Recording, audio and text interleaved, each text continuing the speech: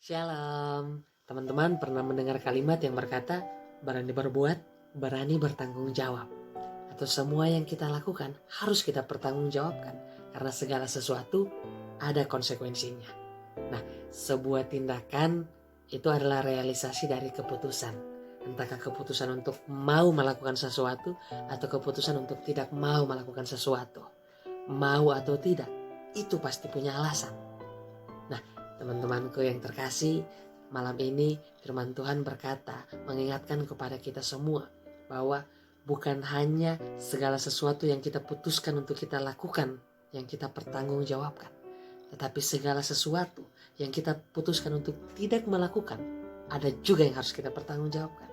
Seperti ketika ada hal yang kita ketahui dan kita mampu untuk menolong seseorang, tetapi kita tidak melakukannya, itu kita mempertanggungjawabkannya juga. Dalam Matius 25 ayat 31 sampai 46, Tuhan Yesus memisahkan antara kambing dan domba, di mana domba yang mau dan bisa, yang mau dan melakukan segala sesuatu yang Tuhan inginkan. Contohnya seperti menolong orang yang susah, menolong orang yang lapar, yang haus, yang asing, yang dalam penjara, yang sakit. Nah, Tuhan mengibaratkan semua itu. Dan ternyata kadang kita memikirkan bahwa ketika kita itu salah ketika kita melakukan hal-hal yang keliru saja, atau kita melakukan hal-hal yang jahat. Dan ternyata firman Tuhan mengingatkan kita kembali bahwa kita pun salah juga ketika kita mengetahui kebenaran, kita mampu untuk melakukan kebenaran, tetapi kita tidak melakukannya, atau kita memutuskan untuk tidak melakukannya. Nah, jadi teman-teman, sebenarnya ini bermula dari pertanyaan yang berkata bahwa apakah kita hanya mempertanggungjawabkan hal yang kita lakukan saja? Karena kalimat tadi yang di awal saya katakan, berani berbuat, berani bertanggung jawab. Ternyata firman Tuhan juga, ketika kita tidak berbuat, kita juga bertanggung jawab. Karena kenapa?